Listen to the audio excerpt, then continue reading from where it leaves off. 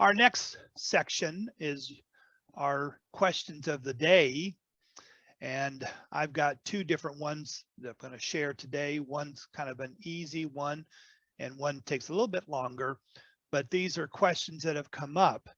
And we're always looking for questions.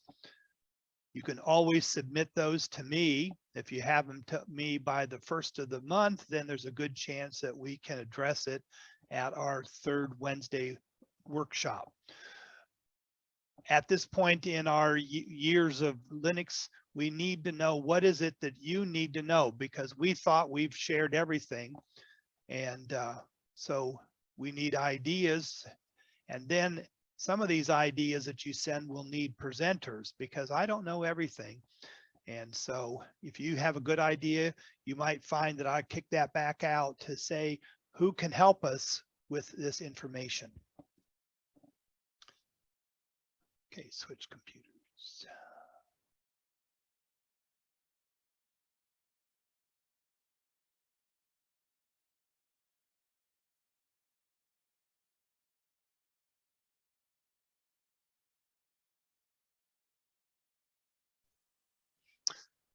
Our first question, let me hide this, see if that works.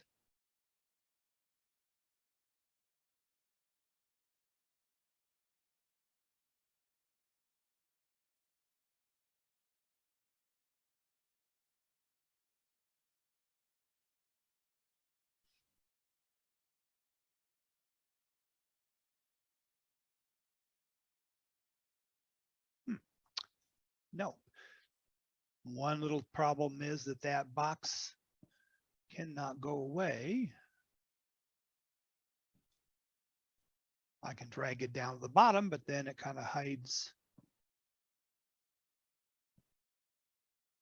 Oh, that works a little bit better. One question that was brought up, we've talked about in our discussions about file managers. And one of the features that we said a number of the different distro file managers incorporate is a split panel. Now, split panel is different than just having two windows or two tabs. When you have tabs and windows, you have to go back and forth between them. Windows now has the file manager in Windows now will do tabs, but to work between them, you have to switch to the tab, switch back and forth. With split panels, you get both panels right in front. Most everybody knows how to work with a file system. That's not a big deal. And moving files, you can use the dragging and dropping and the copying and the pasting and things like that. But if you have the option on your file manager to add a panel, you would find it under View. And you can see where it says Extra Panel. The shortcut is by default an F3. And when you do that, now you have two panels side by side working independently, but it's also good. I use this for comparing two different, like my internal hard drive and my backup hard drive. I can be able to compare side by side and not go from tab to tab or window to window back and forth. And then each window can be moved to whatever it wants. So what I'm going to show you how I like this and how it works real well is, excuse me, I'm going to go on my left panel to my Linux folder. And you'll see that there's only what I've been working on today in my folder. What I need to do is I want to populate my laptop with most of my Linux files that I have. I have connected to it an external hard drive. You can see under devices on the left-hand side that I have what I call my Linux SIG external drive on the left. So I'm going to click on the right. So I'm activated the right panel. And then when I click on the LinSig external hard drive, it pops up and shows what's on it. And I can go into my sample files, and here I have a whole lot of files that I've been collecting over time with our Linux SIG at my group, and files that I might use. And so I can easily use a Control A, which most of us know, to select all. I could drag everything over, but working with somebody yesterday afternoon, she drugged something and it didn't drag where she wanted to go. It landed somewhere else and we had to find it and move it again. So I'm more of a mouse person, but one of the nice things that in this file manager with the extra pane is if I right click, I get a new a new option in my right click menu that says I can copy these, and I can copy it to the other pane right into my home folder or in desktop. I can also move all of these if I wanted to, but I'm just going to copy. So I can just hit other pane, and we're going to zoom files from one pane into the next pane. No changing windows, no changing tabs, no having to drag stuff over. And there they are, all switched over. So this extra pane is really beneficial. F3 again is the keyboard shortcut that'll pop it open and back. When you open it up, it'll be a duplicate of whatever you have.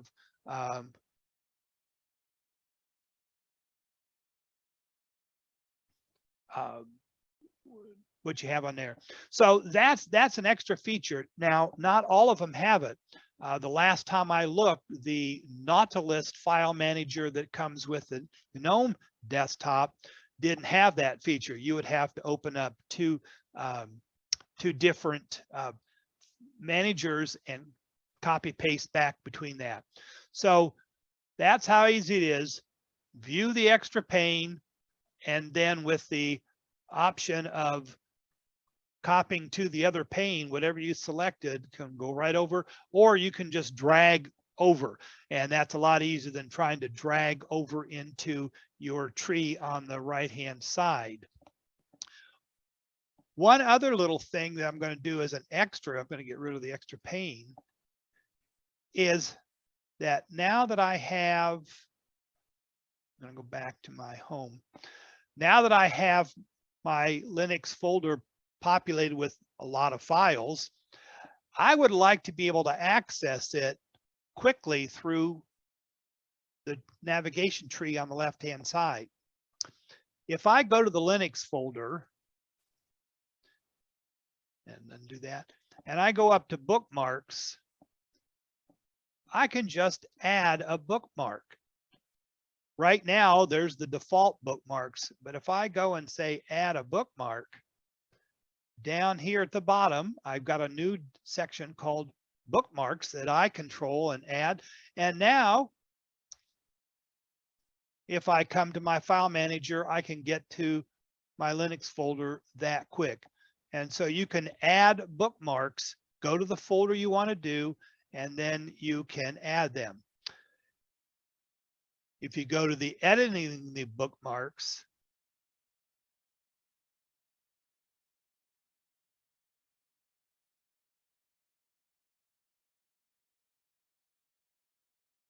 did it move up? No, it didn't. I thought I could move it up here to the top. So two little tricks with the file manager. Not every file manager could have this, so all you need to do is come in and check view and see if you have that option. So questions about software? That's kind of a two-part question. All right, my second question that we're going to be talking about today was brought up because of the fact that Linux distributions can get confusing because there's lots of different versions, or what we call releases. Tomorrow in the Ubuntu world is going to be very exciting because version 23.04 is scheduled to come out tomorrow.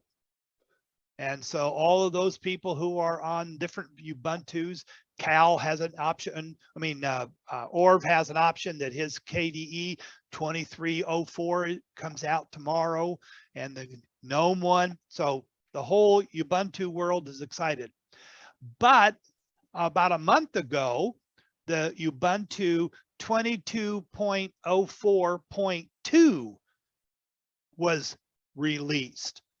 And so there are people who have questions and say, I don't understand, what is all of this going on? And so we think today we'll talk a little bit about the Linux releases.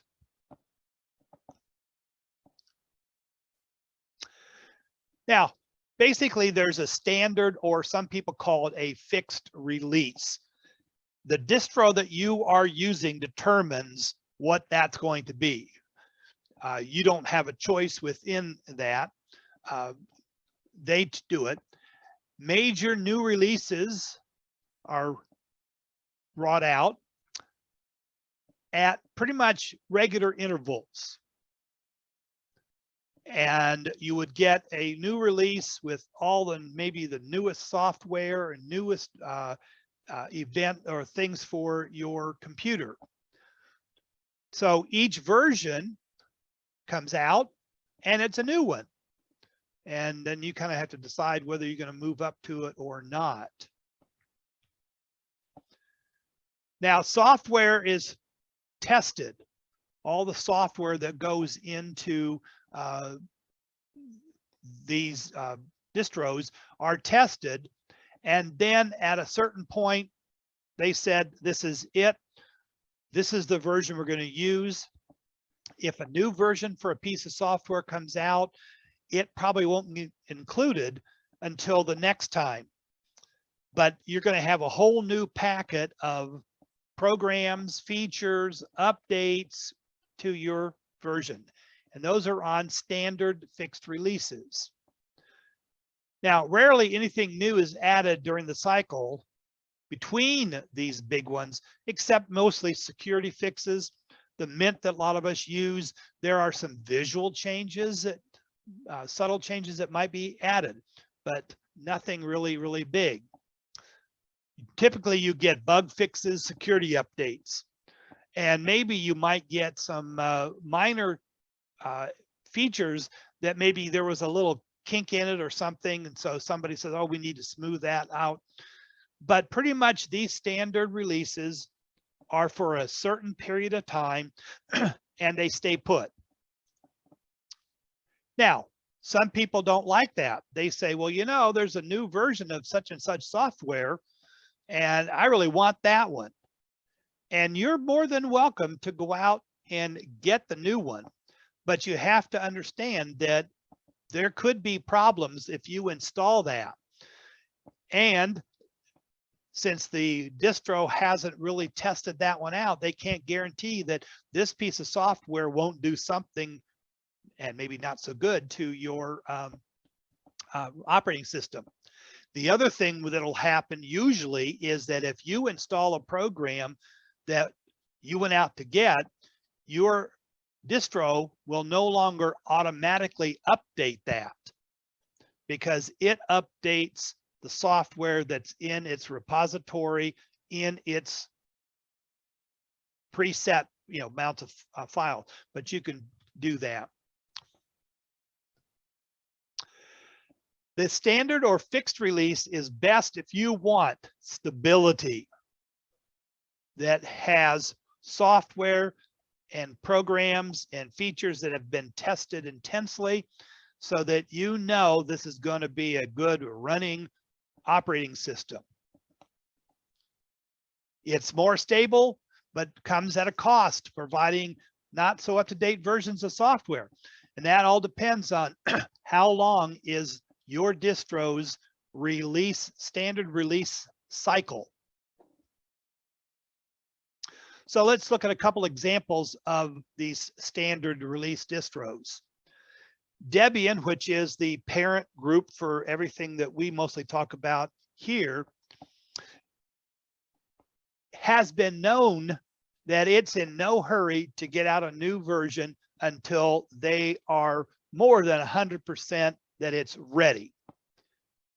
And there have been in the past some years where it's been a number of years before a new Debian came out. Now they're pretty much down to about a 2-year, but there's no set date. So it could be 2 years and a few months, 2 years and a bunch of months. One thing I point out that Debian is very interesting in the way it names. The creator of Debian, his name was Ian and his wife was Deb. So that's where the Debian came from. He was a real nut about the Toy Story movies, the Disney Toy Story. So every version of Debian is named after one of the characters in that. And we're up to, so it would have had a Woody long time ago, and Buster was the last one. This one is Bullseye. And there's already one for let me see if I have that note. Thought I wrote that down. The next one is already named, but they're all for that. So about every 2 years. Fedora is close to a year, but doesn't want to be restricted. So it comes out about every 13 months or so when they're ready for it, but usually on a somewhat of a yearly. So if you get on the right when it comes out, it's going to be about a year or more before you get all the new stuff. They're on version 37. Remember, Fedora is, along with Debian, one of the original Linux.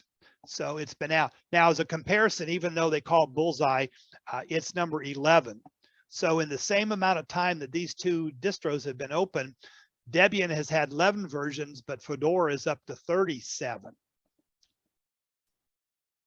Now, Linux Mint, the one that most of us use and I recommend, it comes out every 2 years, sometime in the spring.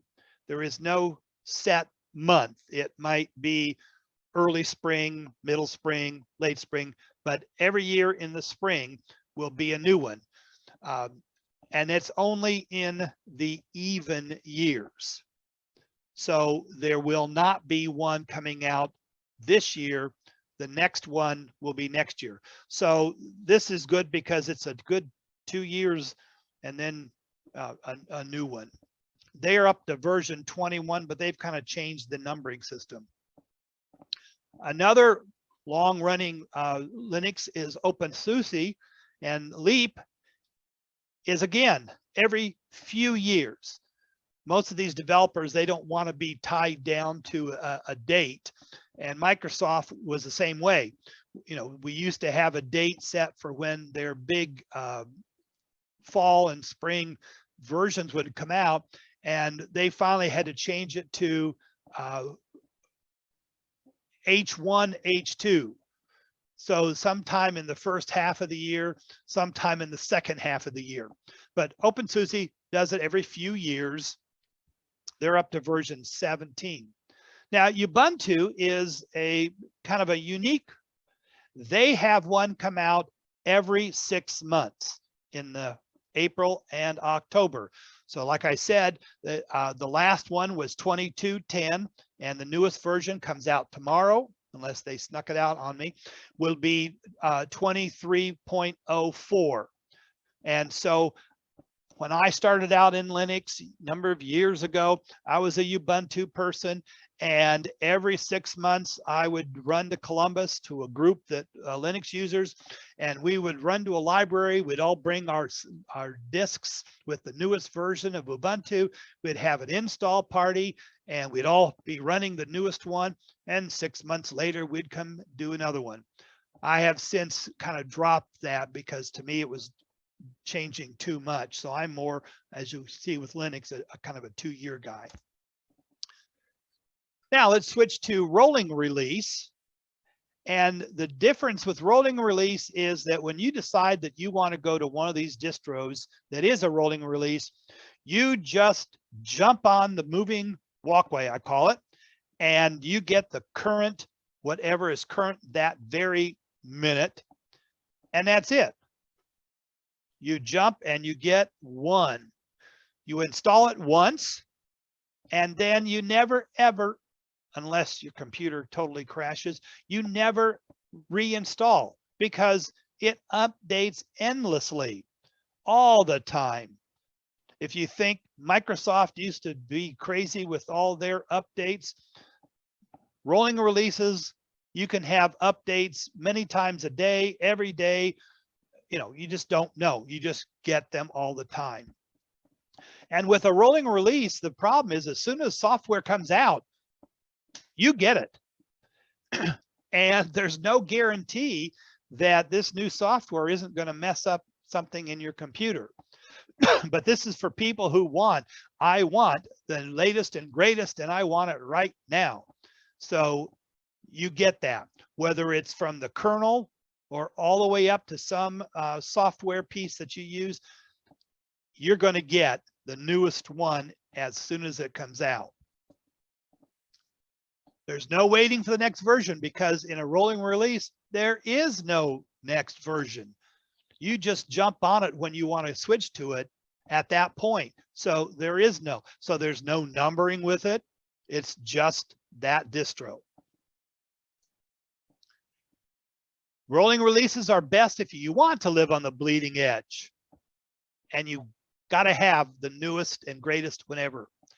But if you run a rolling release, you have to realize that there is a possibility that your computer could get hosed, and then you got to fix it. You got to figure out, how do I fix that so that I can move on? And a lot of times that means you've got to go to another computer, find the solution, then somehow fix your computer. So it requires more involvement in maintenance and might be less stable. So that's kind of the two big things. Are you a person who wants stability, or are you a person that wants bleeding edge? So here's examples of rolling releases. And like I said, they don't have any numbers with them because there are no new releases. It's just get on the bandwagon and go with it. Arch is the other one of the oldest ones that have been around forever. And any distribution that's based on Arch will also be a rolling release. Now, OpenSUSE was on my last list because this is an interesting distribution that has two different tracks. The last one was called Leap, and that's kind of goes with a frog jumping to the next one. And Tumbleweed is the one, as a tumbleweed just blows around, that is the rolling release. So if you would happen to like the OpenSUSE distribution, and hopefully one of these days somebody who does that, uses it, will grace us with their knowledge and tell us what all about OpenSUSE. You have a choice. You can either go with the scheduled release of every couple of years, or you can do the rolling release with Tumbleweed. Another couple of rolling releases are Solus and PC Linux. And the other one that was one of the old time beginning distros, Gentoo, is another rolling release. Now I've added Debian with a little asterisk because you'll say, wait a second, you said Debian was a set or a fixed release whenever they're ready. Debian is a very interesting in that Debian does have 3 different levels of operating system. They have their stable one, which is the one that comes out now about every 2 years. They have one that's called testing. And testing would be equivalent to a rolling release because they're always testing this one to see how things work. And when everything works well, that testing one then becomes the next stable one. That's why I said it already has a name set with it. So if you'd like the Debian family or the Debian distro, and you'd want to have a little bit newer stuff and willing to know that, okay, there might be a little bit bumpy road, you can go with Debian testing, and that'll be a different name than the Bullseye. There is a third Debian, which is what they consider their unstable, and only the real risk takers want to do that one, because this is the one that can break in any time as they work. And for those of you who know the Toy Story movie, even though the distribution for Debian changes names every couple of years, their unstable one has had the same name from the very beginning. And you have to know that the movie to understand the code name for that is Sid. And in the movie, Sid was the next door neighbor that liked to tear apart toys and put them together and blow them up and all sorts of stuff. So Debian has their unstable as Sid. So Debian, you can do both or one side or the other. Now, I do want to add that there's another little thing that goes with some of these release cycles that are called long-term support. And these can last anywhere from 3 years to 5 years for a long time stability. Enterprise likes no changes. So some of these could be anywhere from 3 to 5 years before the next long-term version comes out. So you can jump on these and it's not going to change much, but it's all going to be functioning very well for 3 to 5 years. You get security updates, some software updates, but most stuff, it's kind of frozen for 3 to 5 years because that's what you want. You want stability. Now, this is where the thing I said in the beginning confuse people because long-term support LTSs can have what we call point releases. These contain all of the updates since the last point release. And then that way, if you decide I want to switch to a long-term and we're in the middle of the 3 to 5 year period, whatever one it has, if you install it, you're going to have a lot of updates to do from the past 6, 12, 18 months. So they come out with the point releases that makes it easier that you can just get it here and be up to date for the most part already. And so that's what that was. So Ubuntu, the long-term release is always the even year, 2204. And so since then, we've had 2204.1, and now we have 04.2. And this will continue going approximately every 6 months. They are pretty much on a February-August schedule until it gets to be 22.04.6. And that will come out right before the next long-term support. So you will stay on 22.04.6 and only get some security changes for the remainder of the years of that long-term support. A lot of times people then will jump from 22.04 to 22 or 40. Now, you don't have to, because 2204 will go for 5 years. So sometimes people say, well, there's not that much in a 24 version that I really need. And they wait until 26 and then they update. It makes more sense to update in 26 than wait till 27, because then you lose a year. Linux Mint is similar to that in that 21 is what came out last spring. That was the new long-term support. And so right now we have had 21.1 and 21.2 21.2. They come out about 6 months or so later. But Mint will stop at 21.3, and there will be nothing changed until version 22 is coming out, and that will also be in 24. Mint always follows the Ubuntu, since Mint kind of branched off from Ubuntu.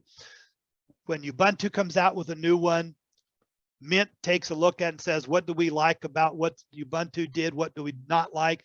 And then a few months later, out will come their new version. So that's how long-term support goes with the point. So that Ubuntu is the one that really causes the confusions with all their numbers.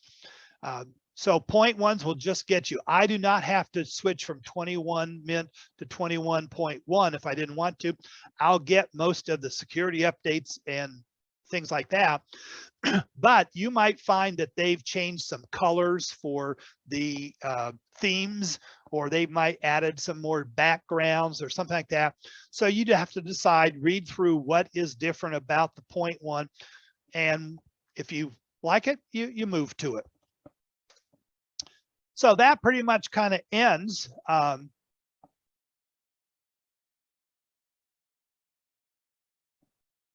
stop sharing.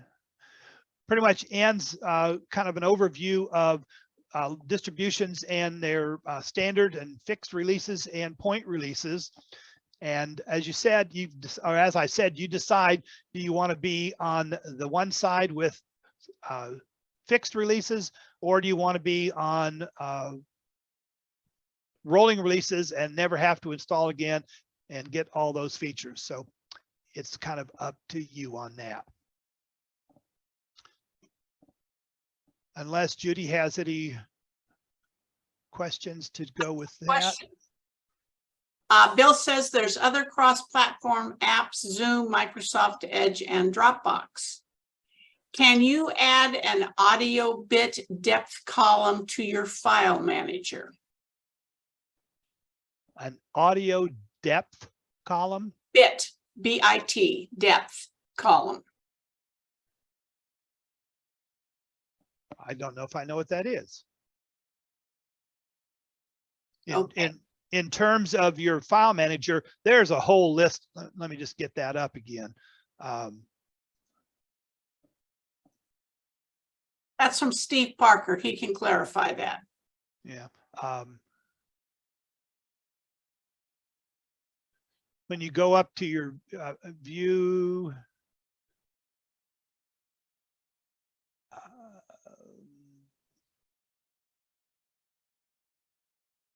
gotta find it again.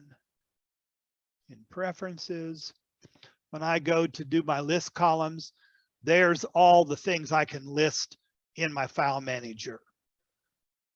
The ones I usually do the most is I always tell who is the owner of the group.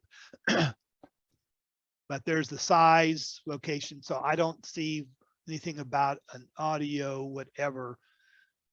My guess is he wants something that is not really cared for by the huge, vast majority, so it's not included. But that's just on this one. There's other file managers that might include it. So if it does, you can always install a different file manager. And what is the name of your file manager? Oh, yeah, I forgot to do that. That's Caja, C-A-J-A. It's based off of the original file manager that came in GNOME, which was Nautilus. And so this team took Nautilus and said, we like things better, which included the extra pane, and they have that. When somebody does the demonstration for the Cinnamon desktop, theirs is a variation of Nautilus, but they call it Nemo, because those of you who knew 20,000 Leagues Under the Sea, Nemo was the captain of the Nautilus. So that's how they kind of did that. But this is Caja, and I like it very much. Last week or last month, Orv showed us Dolphin. It is an excellent one.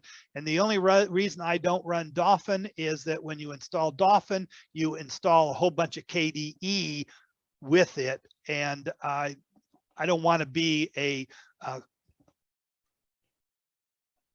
$1 million man with half my operating system is KDE and half of it is Mint. So I don't include that.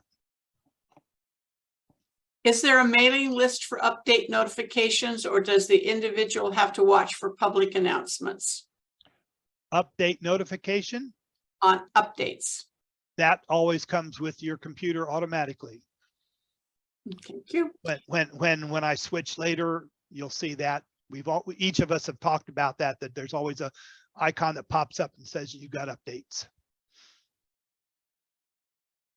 Okay, all these companies or groups that produce free software, how do they make a living? They have to have money somewhere. Is it donations only? Well, that's a good question. Basically, it's people who want to write software and get a kick out of it. Some companies, as Orv said before or Cal, one of the two with Ubuntu, they started out with a billionaire who funded and started the company up for Canonical and had that. Companies like Red Hat, they have an enterprise version where companies pay for tech support. They pay enough in tech support that all of us who want to run Fedora for free can run Fedora for free. Everyone will take donations, and we encourage it. If something you like, give them a little bit of money. Thank them for creating these free and open source software packets. But that's where part of it. OpenSUSE has an enterprise section, so those people are paying for extra stuff. Ubuntu now has a 10-year long-term support that goes a second 5 years, but it's a paid service. But you just have people who like it, and there's corporations that do it. You know, if you go to the websites, it'll tell you who helps sponsor different things like that. With with the IBM, Microsoft even contributes to the Linux world. Strange as that is. Yes, there's millions of dollars come from corporations supporting the software in general because they use it. Also, the software is made of thousands of little parts. So an individual can just change a little bit of it. So again, it's the distributed support, not just one group. Last question for you, John. Bit depth for audio is usually 16-bit for CDs or 24-bit for HD audio, also called audio sample size.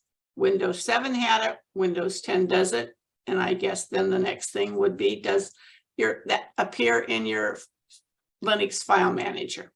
Okay, and the question is, my answer is, who really cares? Only certain people, and they have a way of finding out what that is. So not a nice answer, but hey, it's reality. Not enough people care to have it in there. Okay, this comment is from me to Orf and everybody else. Ready to ditch Windows for Linux? This is the ideal distro for you. This Linux distribution is very Windows-like in look and feel, but very Linux-like in safety and security. Universal Blue is a new paradigm for the Linux desktop, and it's brilliant.